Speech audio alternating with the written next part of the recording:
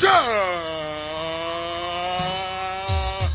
bring on, bring on, bring on, bring on, bring on, bring on, bring on, bring on, bring on. Good night to Brooklyn. Well, here what we go take down the pace a little bit with this one, and then we go get on real bad. West Indian women, raise your hand.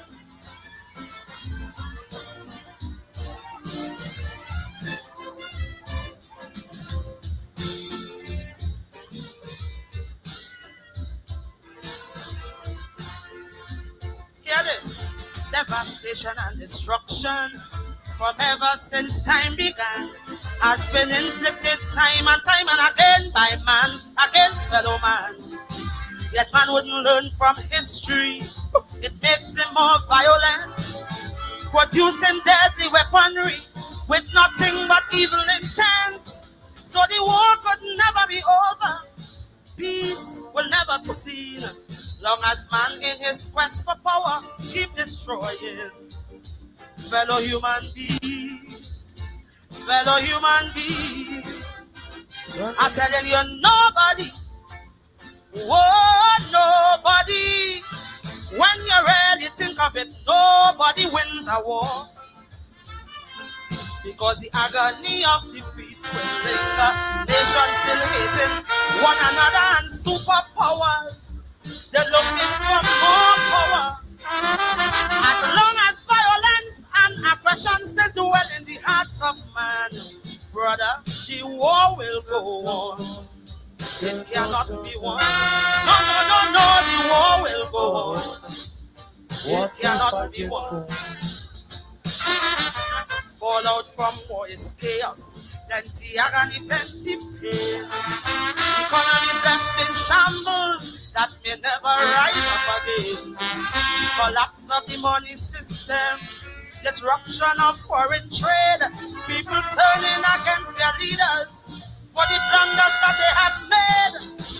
Environmental pollution, radiation taking its course, and the thousands that die in battle. Oh, what a waste of human resource. Of course, look, I'm telling you, nobody, oh, nobody. But when you really look at it, nobody wins a war. The brutal clash of ideologies, carnage and social anarchy, and life reduced to pitiful dimensions. The falling back of progress and growth for entire generation. Sister, it cannot be won. The war will go on. No, no, no, the war will go on. It cannot be won. Hear the music.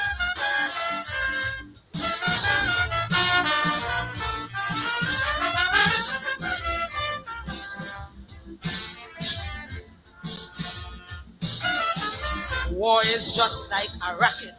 It pays dividends for a few. But what does it profit the masses? I mean laymen like me and you. While the leaders playing their chess game, using the masses as pawn with political propaganda. The massacre still goes on. The soldiers, they never started, but they give their lives easily, while the leaders are in a safe place working out strategies. So you see, I know nobody, oh nobody, but when you really look at it, nobody wins a war. It has stayed the passage of history with the blood of the weak and the mighty. Great cultures vanish completely. Look, war can create and destroy political boundaries as it goes on. Brother, the war will go on. It cannot be won. No, no, no, the war will go on. It cannot be won. The object of war is simple. Just conquer and take over. It doesn't matter how many people get wiped out in the massacre. The vanquished. The battle has to be won, but the conflict will never be over. Cause the agony lingers on. There'll always be more dictators, more Hitlers, more Saddam Hussein. And with the lunatics in power, it will just start all over again. And again, I know nobody, oh nobody. But when you're ready, look at it, nobody wins a war. We need a spiritual revolution to stop this brutish aggression. For as peace in the world will always be out of our hands. As long as the quest for wealth and power still live in the hearts of man, sister, the war will go on. It cannot be won. No, no, no, the war will go on. It cannot be won. The war will go on. War is just like a racket. It pays dividends for a few. But what does it profit the masses? I mean laymen like me and you. While the leaders playing their chess games, using the masses as pawn with political propaganda. The massacre still goes on. The soldiers, they never started, but they give their lives easily, while the leaders are in a safe place working out strategies. So you see, I know nobody, oh nobody. But when you really look at it, nobody wins a war. It has stayed the passage of history with the blood of the weak and the mighty. Great, great cultures vanish completely. Look, war can create and destroy political boundaries as it goes on. Brother, the war will go on. It cannot be won. No, no, no, the war will go on. It cannot be won. The object of war is simple. Just conquer and take over. It doesn't matter how many people get wiped out in the massacre. The enemy must be vanquished. The battle has to be won. But the conflict will never be over. Cause the agony lingers on. There'll always be more dictators, more Hitlers, more Saddam Hussein. And with the lunatics in power, it will just start all over again. And again, I know nobody, oh nobody. But when you really look at it, nobody wins a war. We need a spiritual revolution to stop this brutish aggression. For as peace in the world will always be out of our hands. As long as the quest for wealth and power still live in the hearts of man, sister, the war will go on. It cannot be won. No, no, no, the war will go on. It cannot be won. The war will go on. Peace in the world. The war will go on. We need a spiritual revolution. The war will go on. Lord, put a hand, save the children. The war will go on. Man fighting What we against man. fighting for? Yeah. The war will go on. What we fighting for? The war will go on. What we fighting for? I'm coming back.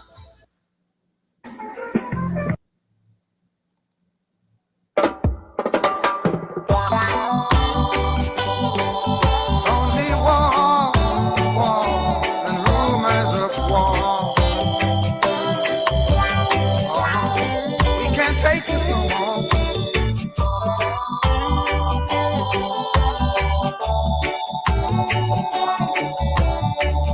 Justice only reserved for the mighty. All nations trying to make the best of what they've got to make a living.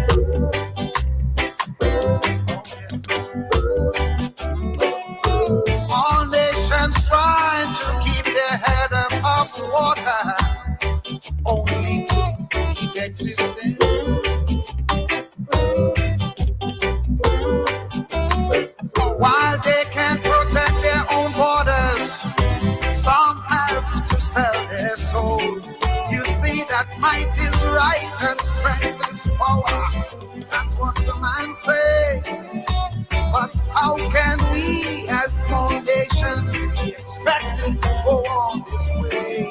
Hey, with these set of warmongers, they satisfy their war hunger. For one reason or another, they messing up the world.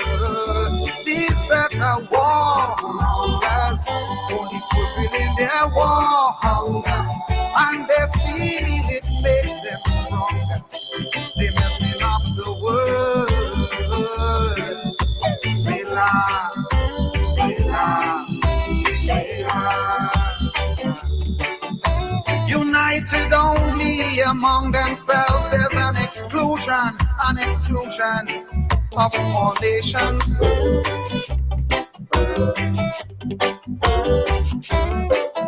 Who only have a voice to say yes to their whims, their fancies, and their notions.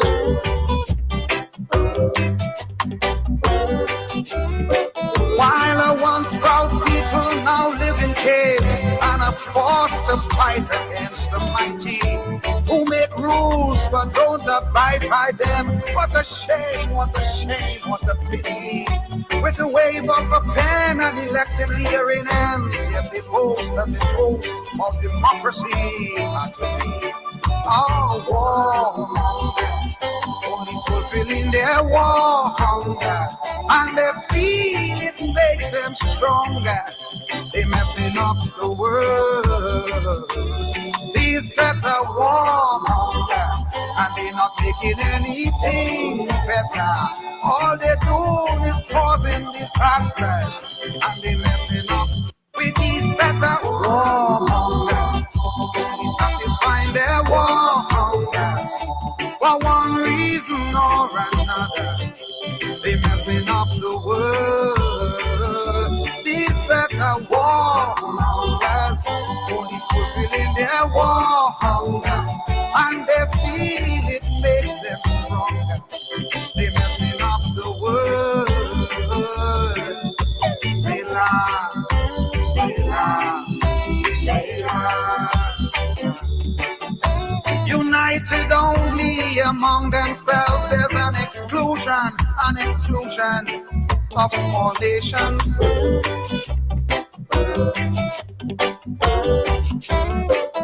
Who only have a voice to say yes to their whims, their fancies, and their notions.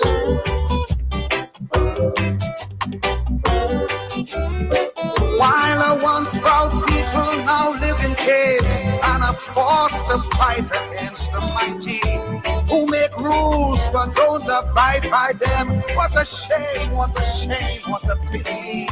With the wave of a pen and elected leader in hand, yes, they boast and they toast of democracy not to be. Oh, warmongers, only fulfilling their war hunger, and they feel it makes them stronger. They messing up the world. These sets are warmongers, and they not making anything better. All they do is causing disasters, and they messing up the world. Selah, Selah, Selah. And these warmongers only fulfilling their war hunger, and they're not taking anything better. No, no, no, they're messing up the world. These set of warmongers only satisfying their war hunger, and they're not making things better. They're messing up the world.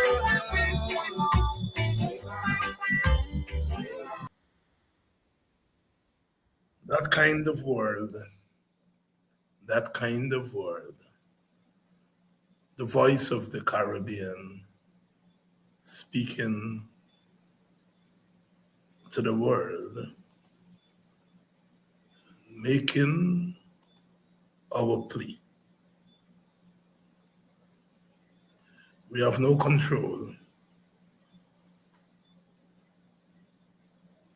over war.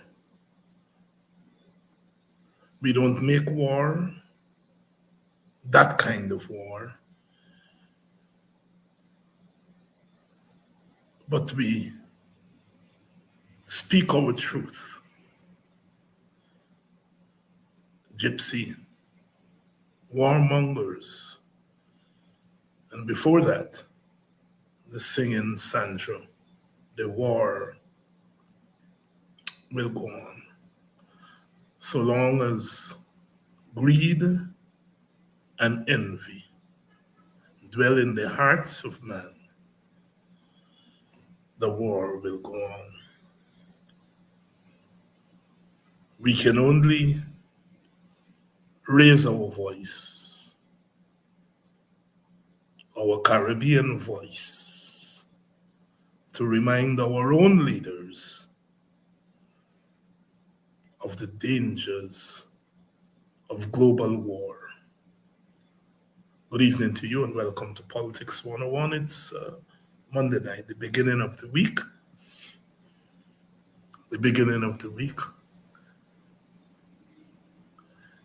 There is a linkage between the global war and the local war. We have been fighting a local and domestic war ever since the footprints of man have visited our Caribbean, our Guyana. And there has always been a linkage between the global war and the domestic war.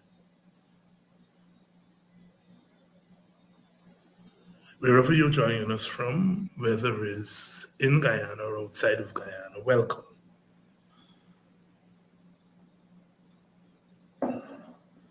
Tonight we ask the question, do we really understand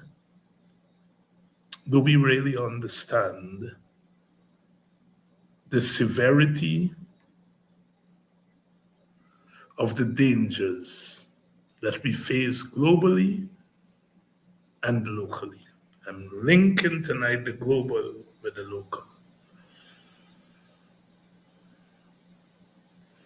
Because sometimes we make the mistake of seeing the global as isolated from the local, and the local isolated from the global.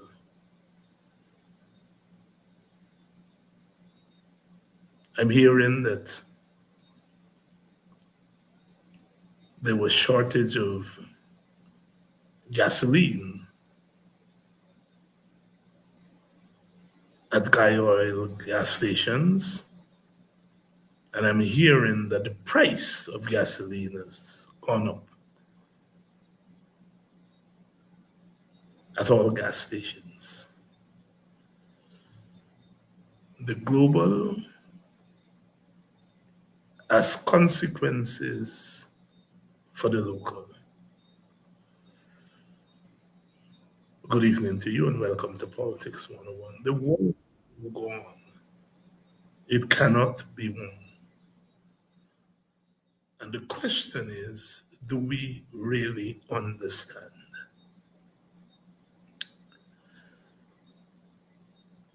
There is not much that we can do as small nations about the global imperative. We don't have the wherewithal, we don't have the influence, we don't have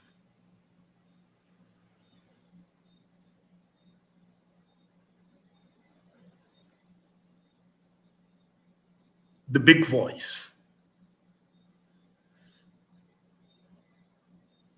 to affect what goes on at a global level. We are told that we have one of the fastest growing economies in the world.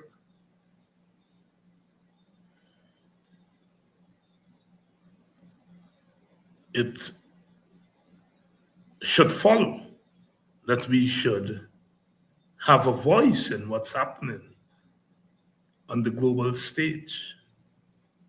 Well, we don't. We don't.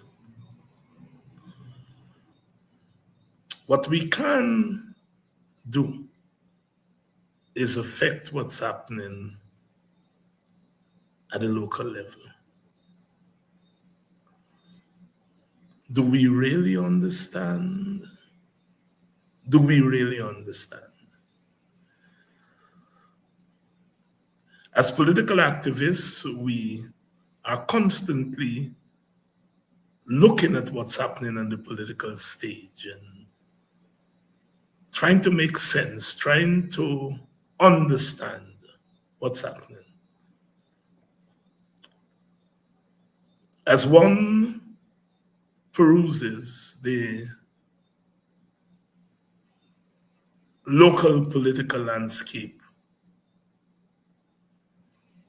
it becomes obvious that we are in a bad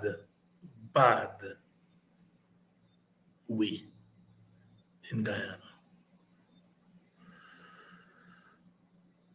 And it becomes even more frustrating because our leadership seems not to grasp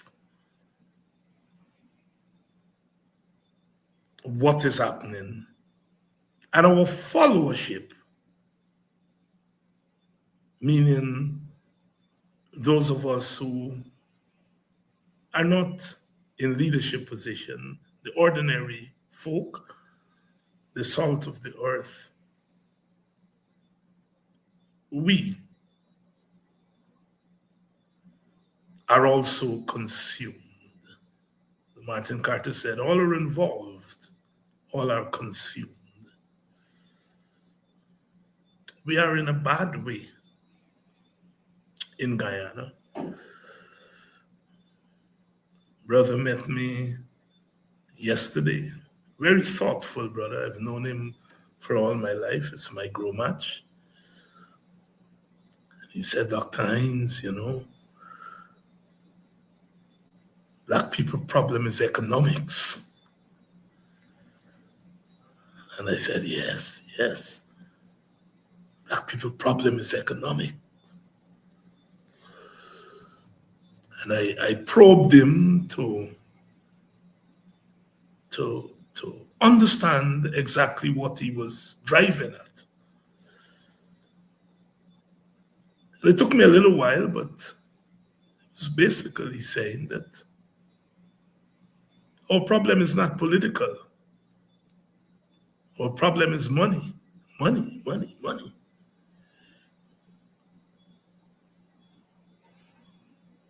And when I tried to explain to him the relationship between politics and economics, he kept pressing. He said, look, I heard that political thing in Kwame Apata's yard 40 years ago, 50 years ago.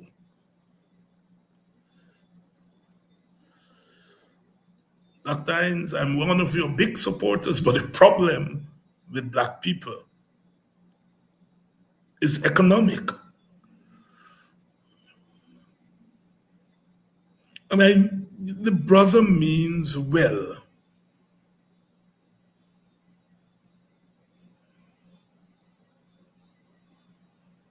And the brother has a point.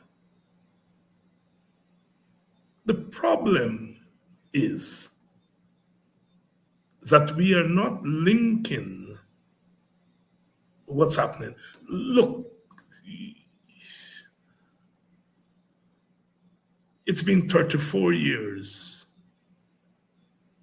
since political power has resided largely in the hands of one party and by extension one ethnic group and one social class, or mainly two ethnic groups in the country, except for 5 years when the APNU held office.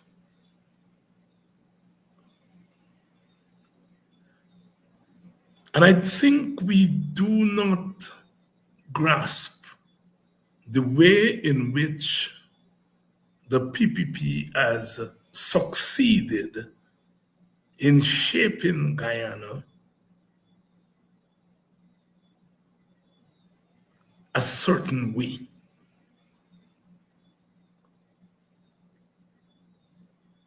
That is, I don't think that we look beneath the surface. We understand what's happening on the surface. We understand that the PPP control the economy, they control the politics. We get that. But I don't think we get the consequences of that. So that when things are playing out before our very eyes, we are not able to link it to the master plan.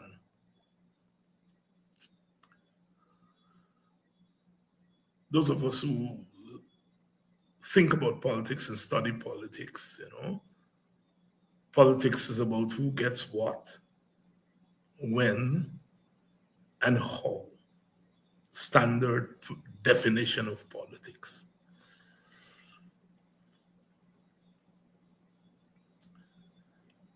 And whether one accepts it or not, in any country in the world at any point in history, it is the state and the government which determines who gets what, when, and how. And therefore, control of government and state has always been premium. There is no social class, there is no ethnic group in the history of mankind that has risen to economic heights without the intervention of the state, the government.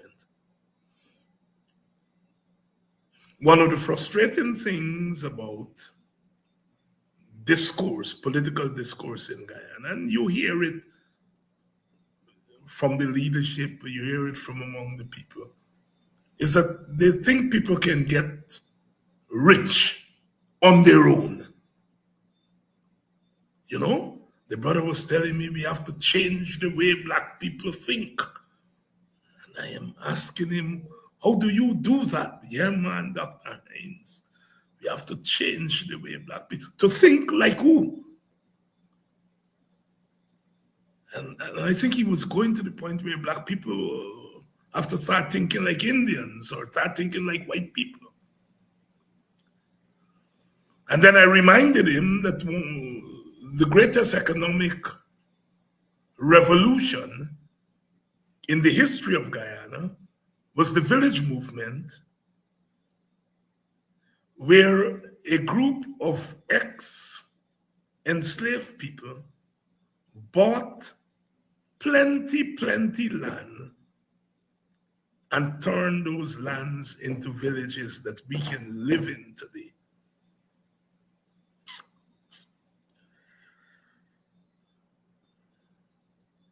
That there must be something about the method of accumulation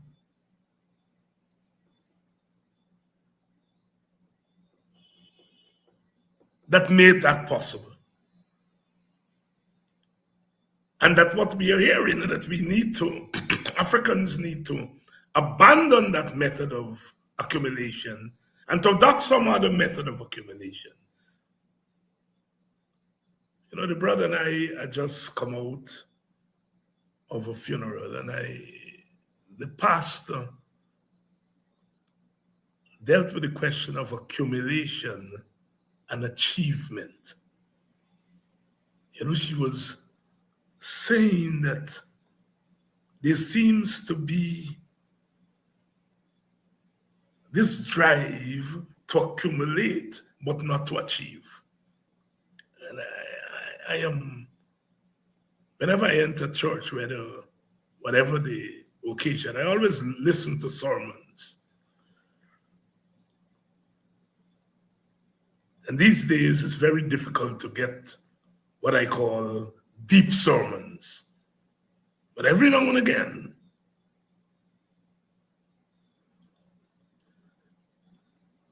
and that reverend was making that point about accumulation and achievement.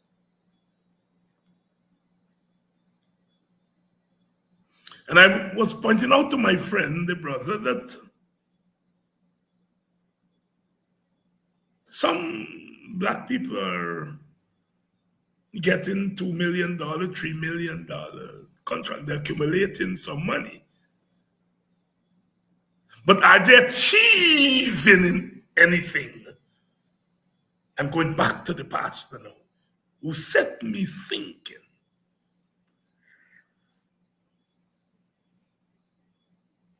Do we really understand what is happening in our country?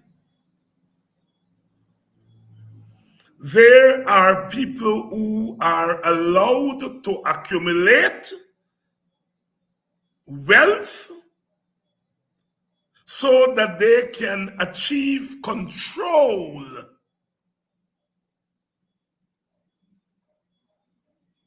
of the society, of the country.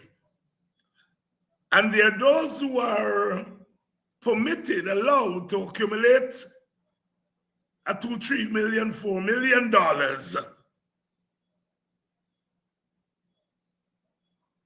without achieving any control even over their own little families or their little village. Do we really understand the plan? Last week, I said that we have to begin to think about revolution. We have to begin to think about uprooting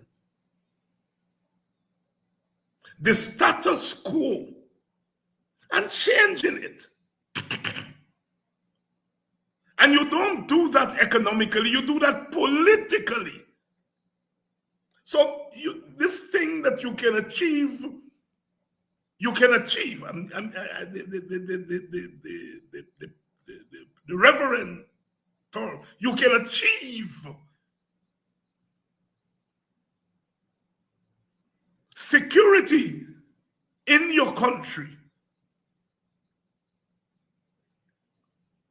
without political struggle. It's a myth. And one of the things that the PPP has done is that it has been able to get into the minds of the ordinary, the masses of this country,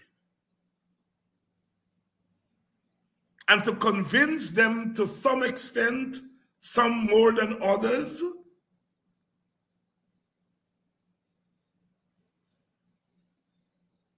that you don't have to struggle politically to achieve economic empowerment.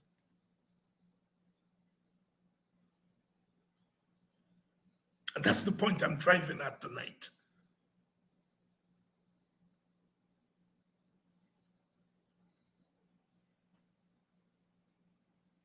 And I think we find ourselves in a situation where even the political leaders don't know what to do. because they're fighting against what is fast becoming an entrenched attitude to life.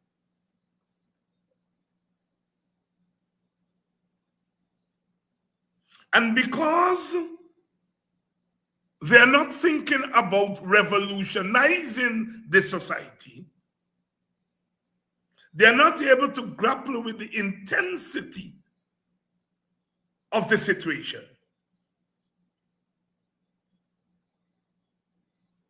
You see, we are trapped. And the trap is that everything has been reduced to election. Election is a very important aspect of human development. Very important. But when you become trapped in the logic of election, it means that you shut out other forms of human advancement, other methods of achieving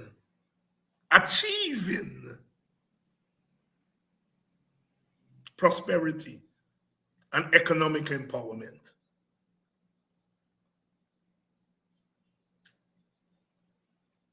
As soon as you finish one election, you're looking, you hear people start talking already, 2020, 2030, 2031.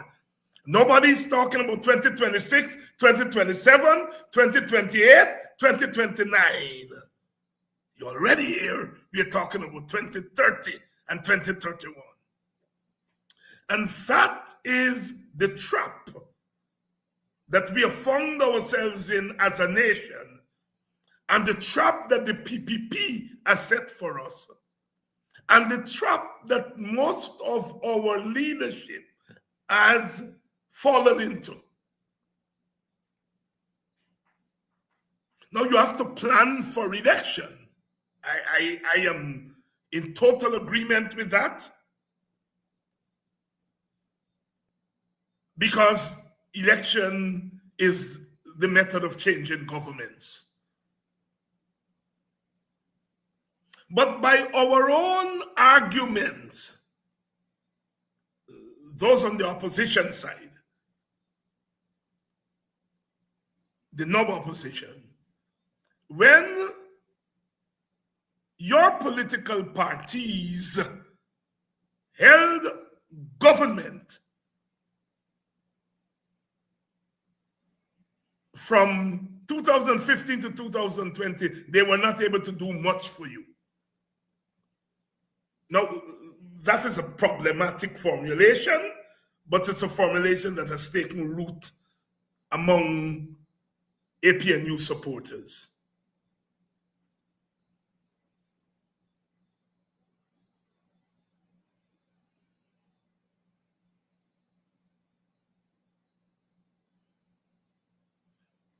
You see, the problem is not that the government didn't do anything for the supporters.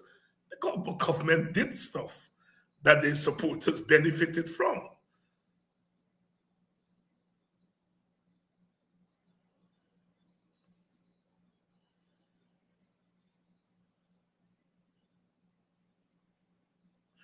But what did not occur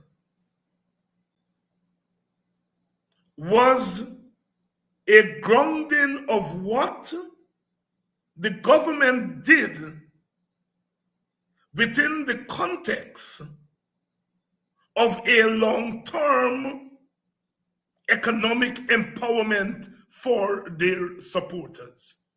I think that's what the supporters are saying.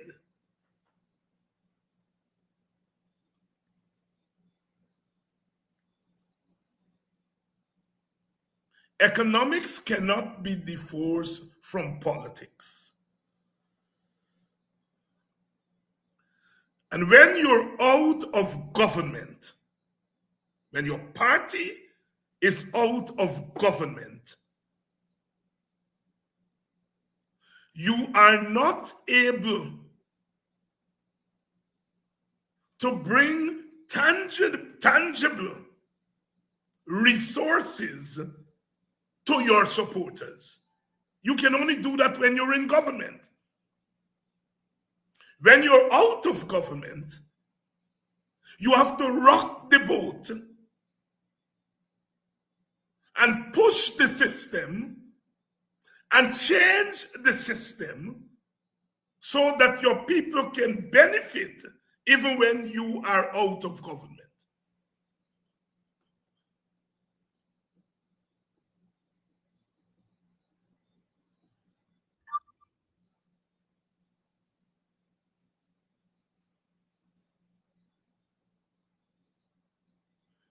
Everybody's talking about the opposition needs to unite to fight the PPP.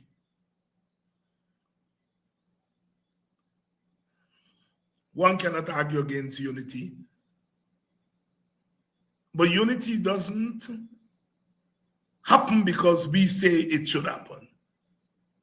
If you put people and organizations in a conflictual environment, they are going to engage in conflict.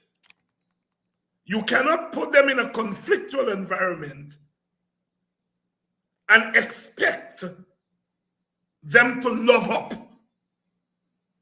And it's so frustrating to hear opposition supporters on both sides, APNU side and WIN side, talking about why the opposition can't come together. But that's not what you all voted for. You all voted for a divided opposition. How many times people like myself have said that? I'm glad if tomorrow all opposition leaders can come together and form some barrage and decide to get down to real business and fight the PPP. I would be glad for that. But I'm realistic to understand that that's not the environment we have before us.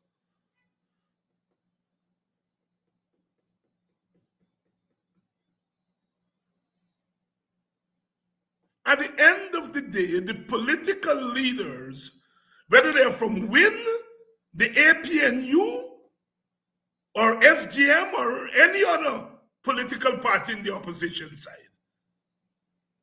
none of them has shown a capacity to confront this government in a revolutionary way. None of them.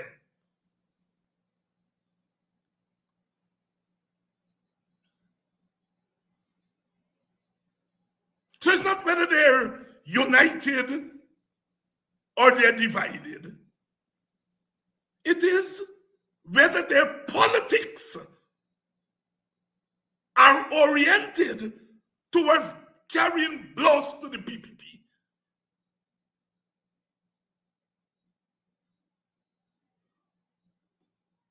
I'm sorry. Neither WIN nor the APNU, and I'm part of the APNU, so I'm taking responsibility. Neither of those two political entities has, in the last 6 months, shown a capacity, a willingness to carry blows to the PPP.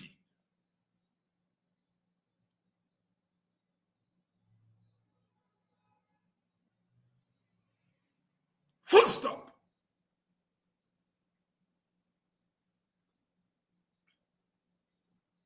Those who went from APNU to WIN expect WIN to do what the APNU didn't do. And the question is, has WIN done that? You see, there's a way in which we are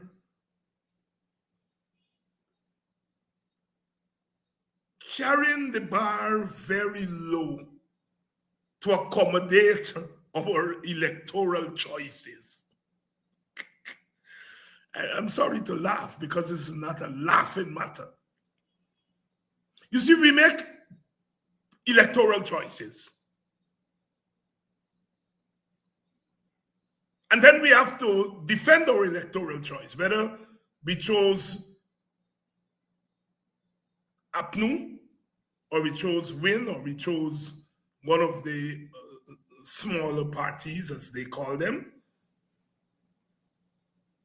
Is that we made electoral choices. And now we have to defend our electoral choice, or we feel that we have to. So in order to justify that our party is doing the job, we know the standard. We can talk about corruption as we must. We can expose corruption as we must. But having exposed the corruption, what next? And that's my question to APNU, that's my question to WIN. What next? In politics, you have to be prepared to take chances. Are they planning an anti-corruption mega march? Putting thousands of people on the streets to register their protest against this corruption that is exposed? We are talking politics tonight. Real politics. Having exposed, and both APNU and WIN are exposing corruption. WIN may have a bigger megaphone, but the APNU is exposing corruption too. The problem is, having exposed this corruption, what next? When are you all taking your supporters to the road to use their bodies to say no more corruption?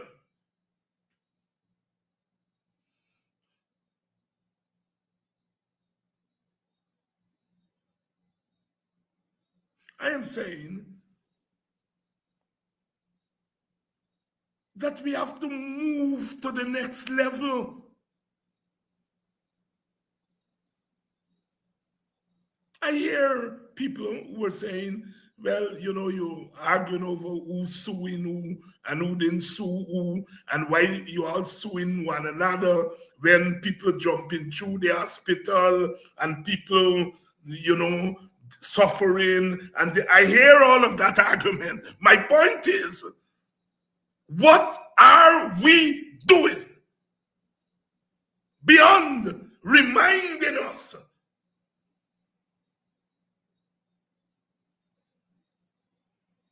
that we shouldn't engage in lawsuit?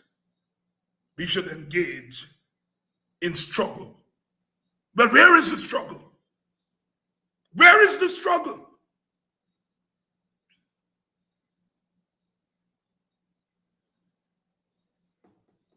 That is the question I'm raising tonight to all the opposition leaders and supporters who have lowered the bar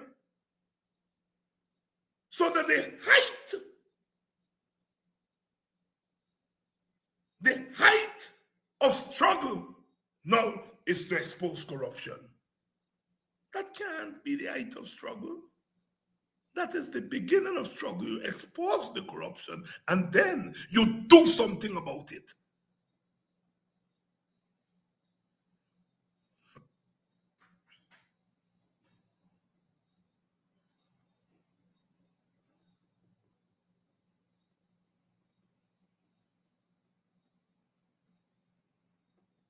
And that's where our conversation needs to be, and that's where our conversation is not.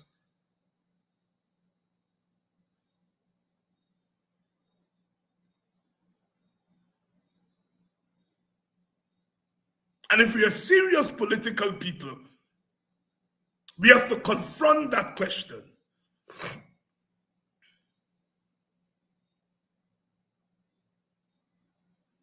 the PPP has succeeded in making the society numb to lawlessness, numb to skullduggery, numb to bad governance.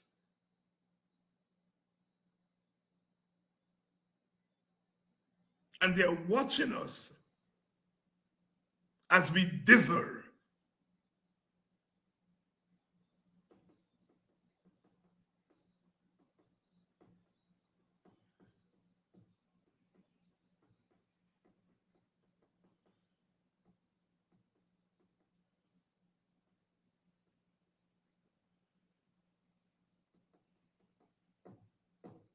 Sisters and brothers, our society is in crisis. We know that. It's been in crisis for the last 30 odd years.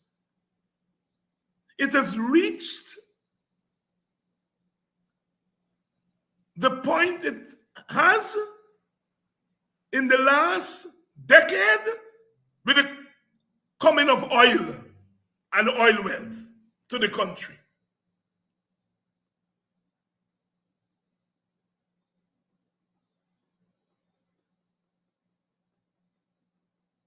And the PPP has bought our silence, has bought our inaction.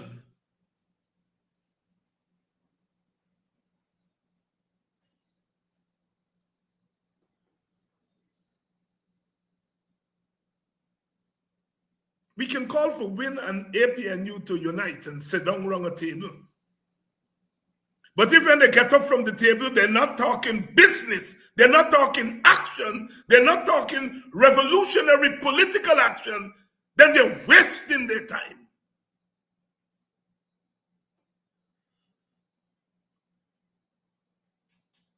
You see,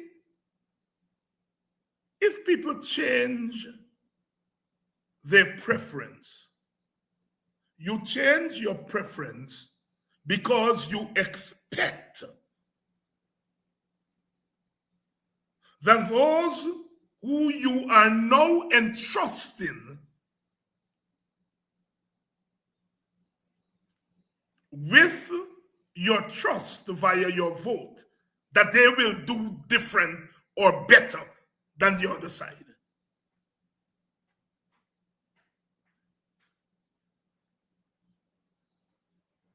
And I asked that question.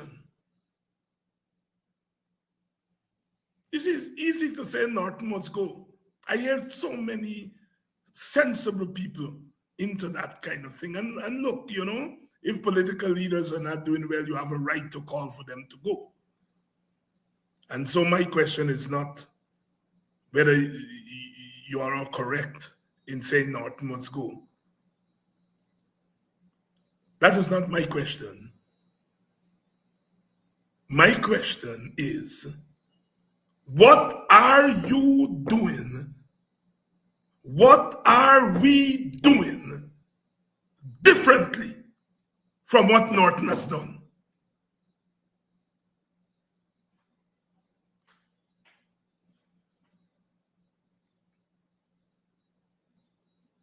You see, the logic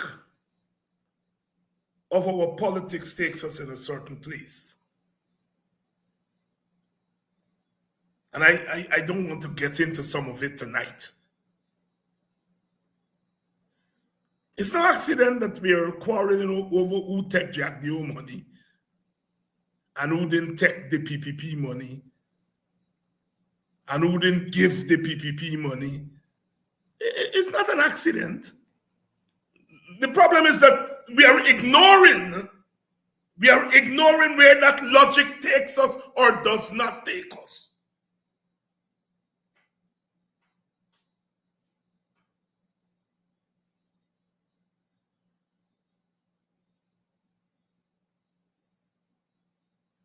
I'm saying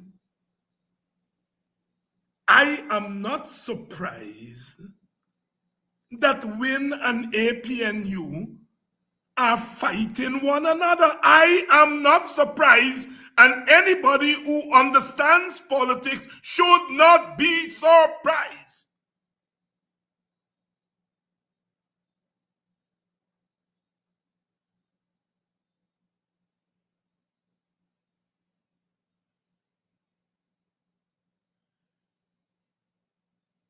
You don't divide on Monday in order to unite on Tuesday. It don't happen, sir. It don't happen, sir. The last time the opposition dethroned the PPP, they unite before the election. In 2015, AFC unite with APNU. Well, APNU was already PNC, WPA, GAP. It's yesterday history. The last time we effectively bulldozed the PPP is when we unite before.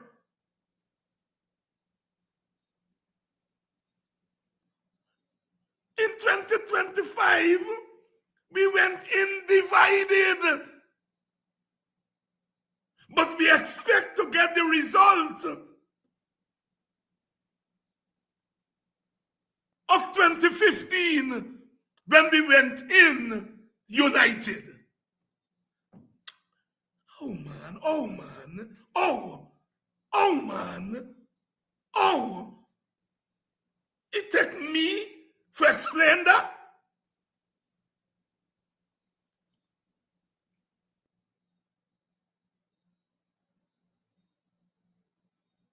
If you run away from the PNC and say the PNC leadership is no good and you farm your own thing and you went into the election, you went into the election as enemies. Oh my God. Oh, after the election, you expect that, are you going to come friend right away? And I think our people are falling for this nonsense.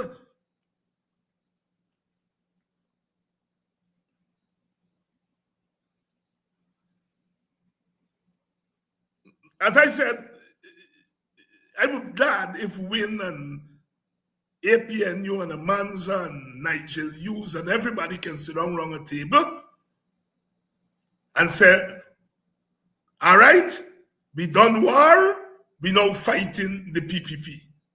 And they get up from that table and say, we can mobilize 25,000 people and put them on the road. Then you're talking business. And you must ask yourself why that has not happened. If people so want unity, let me sit down around a table and say we're going to fight the PPP. And we're going to fight the PPP where it's most vulnerable. Because the PPP has a right to say, where, Dr. Hines, what are you talking about? Everywhere the faces of men are strained and anxious. Show me the strained and anxious.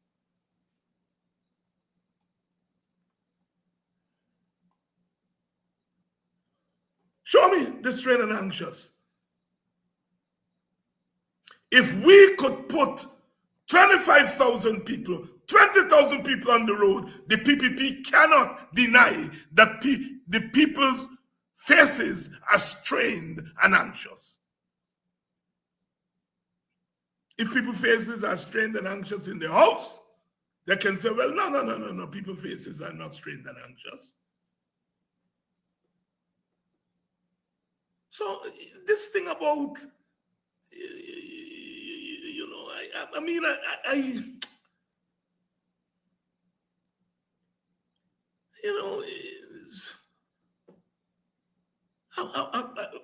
very careful because I don't want people to misunderstand me. I don't want people to misunderstand me.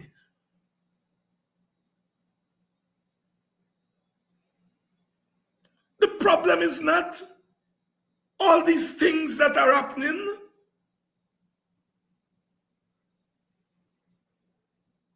We see these things we see people's homes are being bulldozed.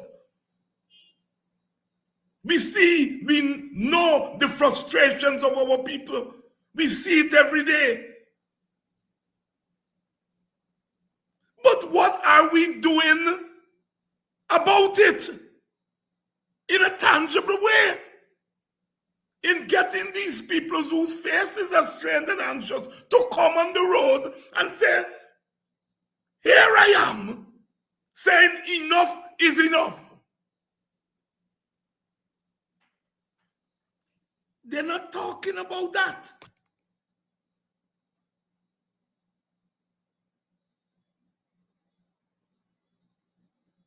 Listen, people have said all kinds of craziness about me. Many times I came to the brink of filing lawsuits and I pulled back.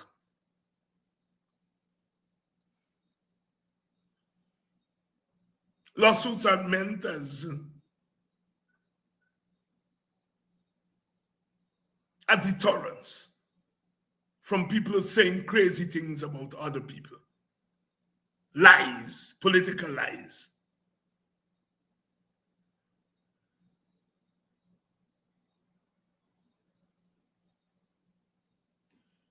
And I am trying to understand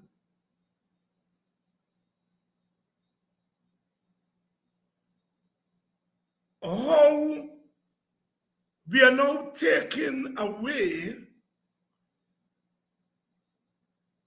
the right of deterrence from people saying crazy things and about other people in the political sphere.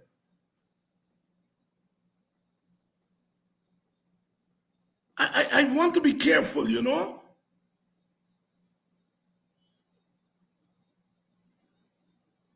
I want to be careful. And I'm trying to understand what are we really saying? What are we really saying?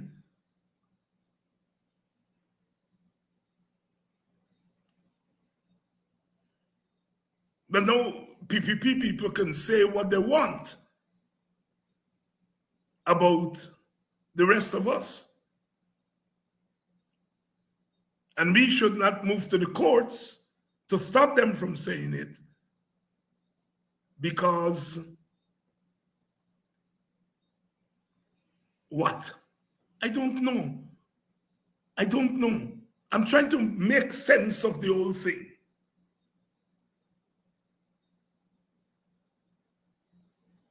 I'm trying to make sense of it.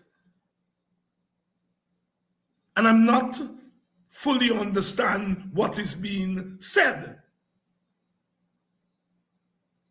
But you see, the logic of our politics takes us there.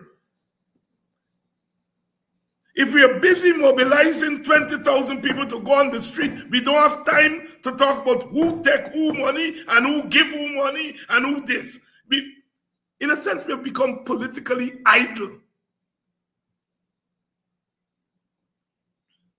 And political idleness takes us to a place where we talk idleness. And then we get to the point where we now go fight one another. And we say, well, why are we fighting? We're fighting because we're idle. On both sides, on all sides.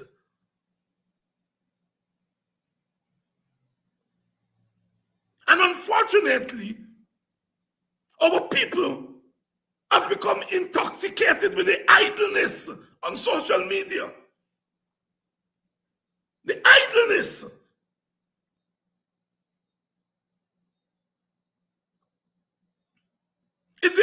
idleness that take us to the point we're not now going to sue somebody.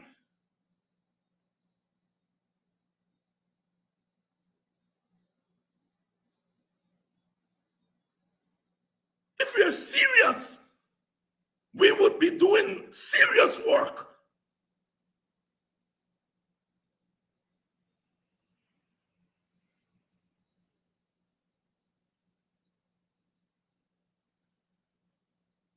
But we have gotten into this social media idleness.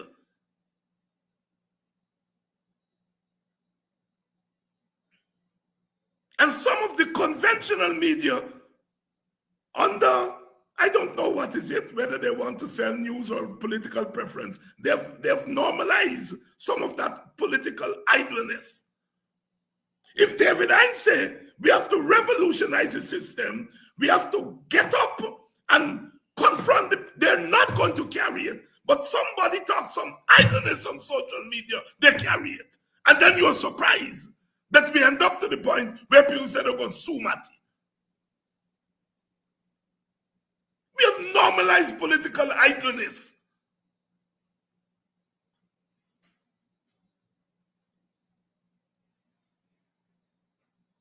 I'm tired of it. No, look, I don't want to defend Norton. He can defend himself. But all of a sudden, we want to take away the right for somebody to say, I'm going to use the court to stop you from impugning my personal character.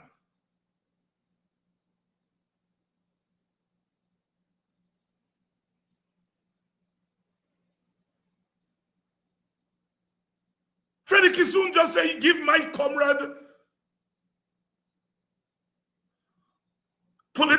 explosive. And Takumo Ogunse to threaten to sue him and threaten to sue the Chronicle if the Chronicle did not carry his letter. And you know what? The Chronicle carries his letter. Why are we trying to take away the threat? Take away the right to use the threat of a suit to stop people from saying recklessness against one another.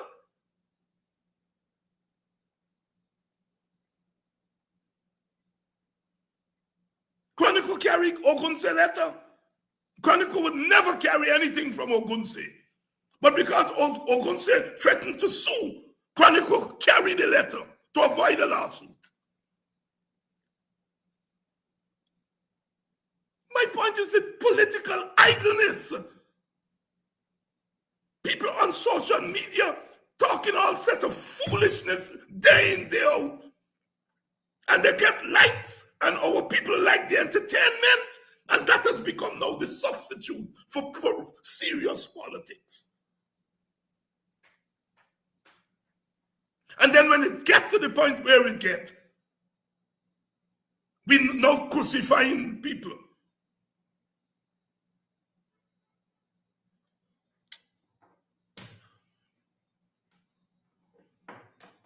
I can't impose my politics on people. There's a reason you all don't see me on Facebook posting, but anything post under my name on Facebook is serious politics. I don't have time to be writing foolishness on Facebook every 2 minutes and cussing up Matthew on Facebook. If I cussing and abusing on politics and abusing on seriousness, I can't impose that on other people. But you can't want to engage in idle politics and idleness. And then when you get the consequence of your idleness, everybody know passing judgment.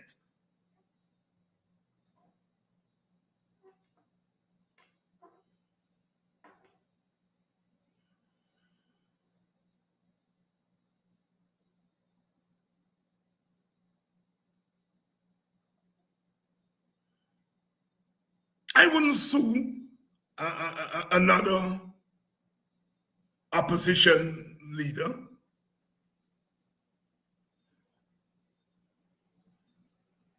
But I doubt whether another opposition leader is likely to say terrible things about me because I'm not in that business. I'm not in the business of jumping on social media every minute and condemning Matty and so on. The PPP are going to say terrible things about me.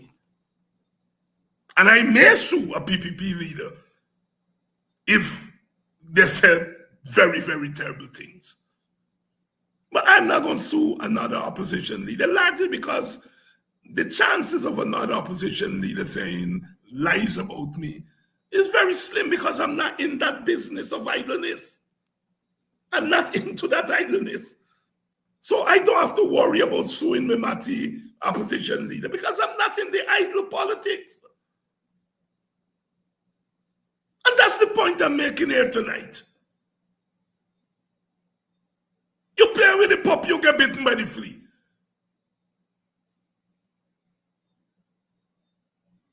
You go crab dance, your skin must get mud. And we have to stop this idle social media kind of thing that passes for serious politics.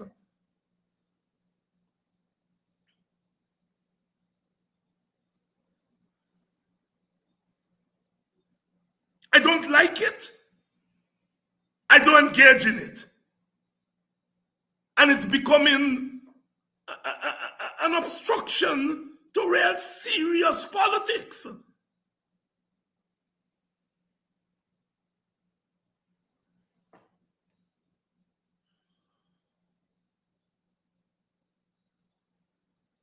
Yes, it's a waste of our people's time for Win and AP and you to be sparring every 2 minutes and cussing Matty and criticizing Matty. You know, when you're fighting a government, opposition solidarity, a government like the PPP, opposition solidarity is important. The question I'm asking is, how do you all expect us to have opposition solidarity in the environment in which Win and APNU are engaged, that idle kind of thing? And if you, it's normal if people knock you over, knock them back.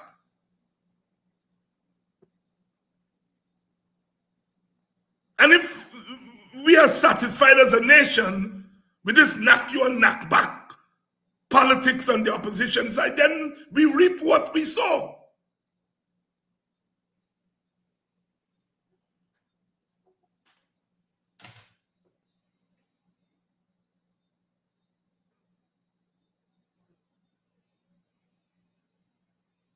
We reap what we sow. And it's on both sides, the level of the leadership that engages in that idle politics, but it's also the level of our followers who seem to like that entertainment.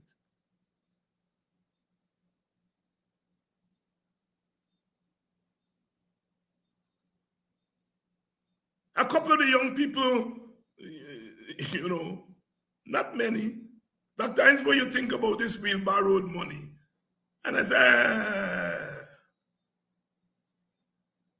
it's entertainment. It's entertainment. And we get caught up in the entertainment. And that's all right. You gotta get a good laugh. But when the entertainment become the substitute for politics, that is where we going wrong.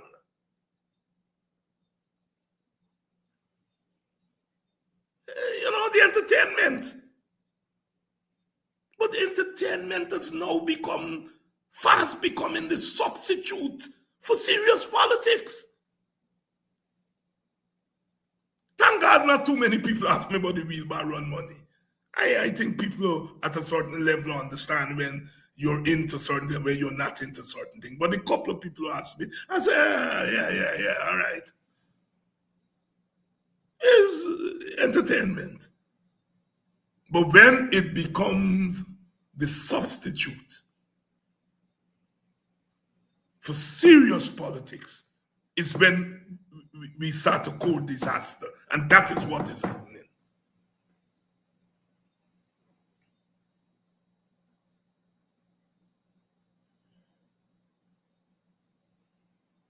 I'm APNU. And me fight is not with Win. Me fight is with the PPP. Because Win doesn't hold the keys to government, contrary to what some of our supporters felt, that when Win get into government or get into the lead opposition, that they're going to tear up the country and change up the... It hasn't happened. It hasn't happened. And there are reasons why it hasn't happened. So my Win is not me fight. My fight is with the PPP. And our fight has to be with the PPP. It's the PPP that's spending Australian dollars.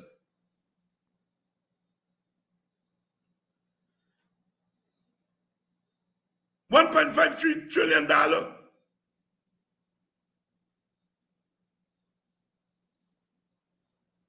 So I'm not into that kind of fighting opposition, fighting one another, but I understand why it is happening. I've said over and over this program, decisions, when we make political decisions, they have consequences. I couldn't tell people how they must vote. I would have hoped that people would have voted for the coalition that I am a part of. That didn't happen. People split their votes, mainly African Guyanese and Amerindians. They give some to APNU, they give some to Win. I don't think they were saying, well, we're going to divide the opposition. It turns out that what was created is a divided opposition. People take a chance. They believe that we could have had what they call a minority government. That is, the PPP would have been brought down to less than 50%, and they would have been a minority. It didn't happen. Whether the PPP rigged or they didn't rig, it didn't happen.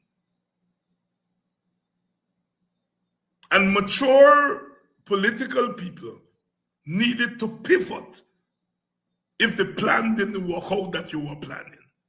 Unfortunately, it is difficult to pivot. The political leaders on both sides of the opposition find it difficult to pivot. And we are not asking them the hard questions. We are lowering the bar.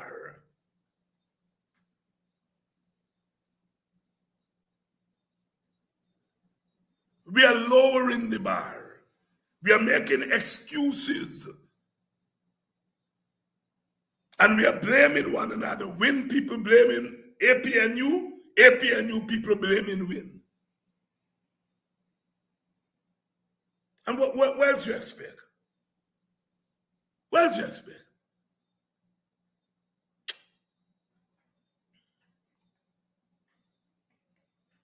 In the meantime, the master plan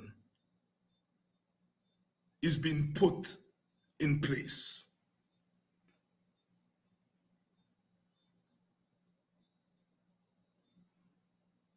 We are normalizing political idleness.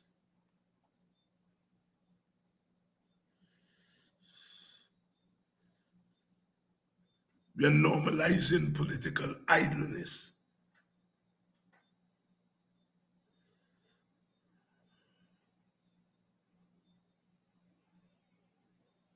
And if we don't stop it, we're going to pay dearly, because the 2030 that we're looking forward to, when it comes, we wouldn't be able to recognize the Guyana that we know. We won't be able to recognize it. Every time we turn our gaze to political idleness, the PPP is entrenching itself.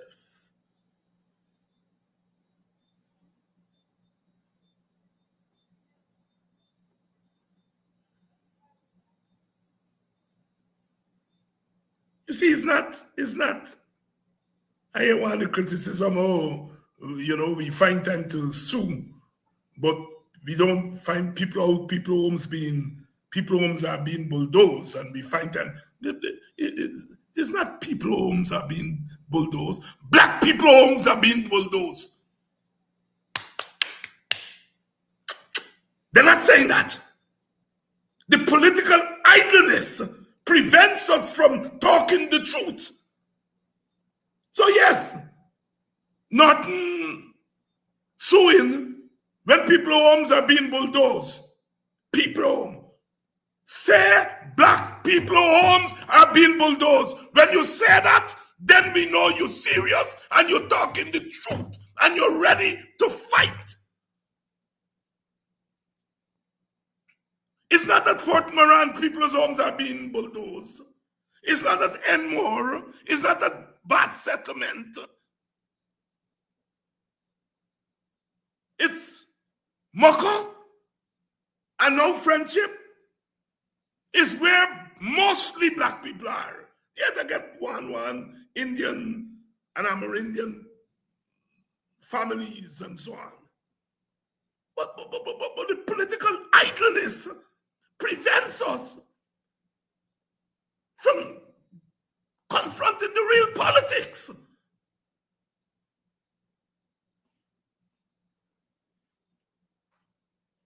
And we expect to get the PPP out. The PPP has to know that they're engaged in racism, institutional racism. They're not just going wrong to all communities and bulldozing homes. They're selected communities. That's where the homes are bulldozed. And unless we are prepared to talk the truth, we are joking.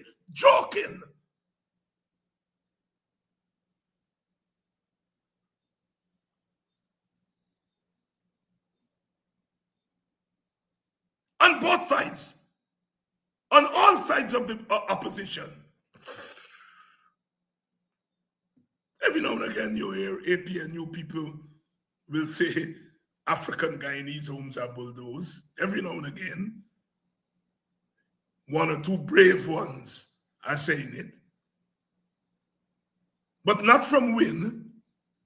You're not hearing nothing from Win about African Guyanese troubles and struggles. They will talk about Amerindian trouble and struggles, all of them, APNU, Win, all of them will very quickly, the indigenous people.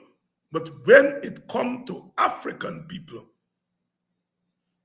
Sandans.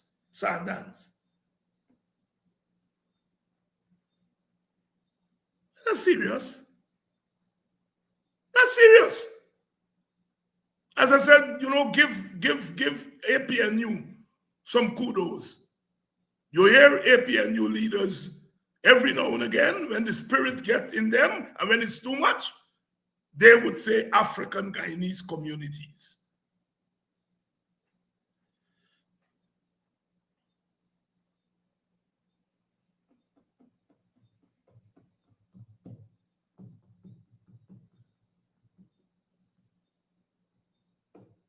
Political idleness on social media has to stop. Well, not stop, because you can't stop it. But we have to stop substituting it, making it the substitute for real politics. That's what has to stop.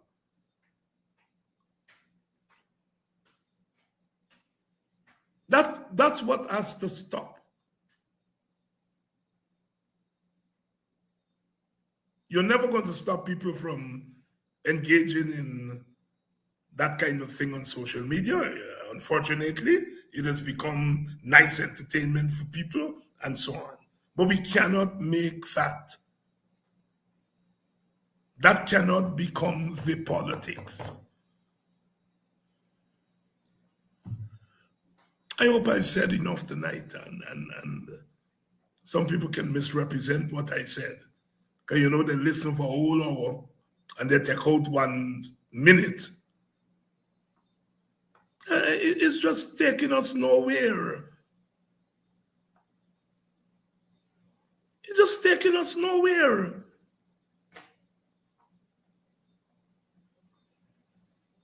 You're not going to get any opposition collaboration in that kind of environment.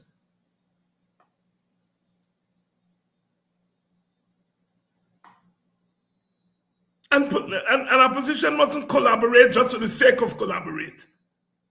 As I said, you have the 2015 model where all we went in together, despite our differences.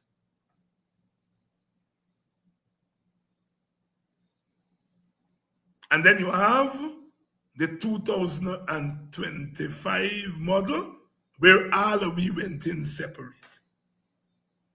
Black people had to choose between APNU, WIN, FGM, AFC, ALP. Any more? Any more? I might be missing one.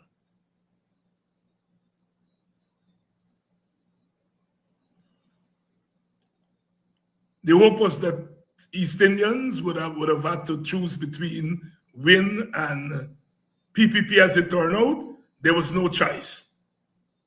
Indian people chose the PPP.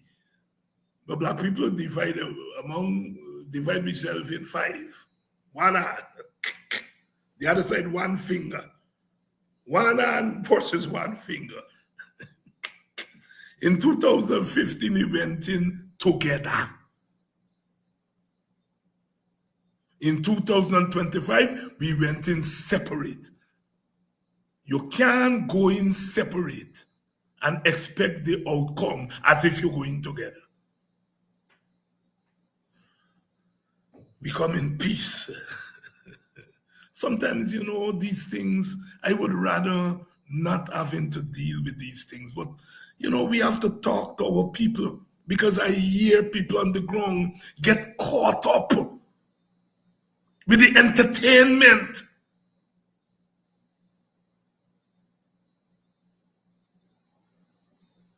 And the entertainment becomes the politics.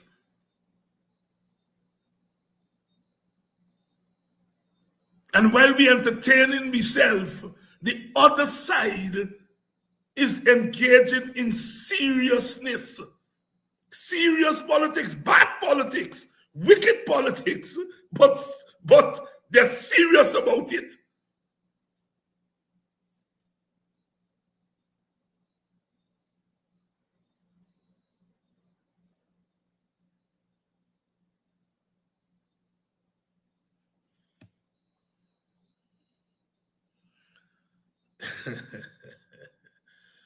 Hey.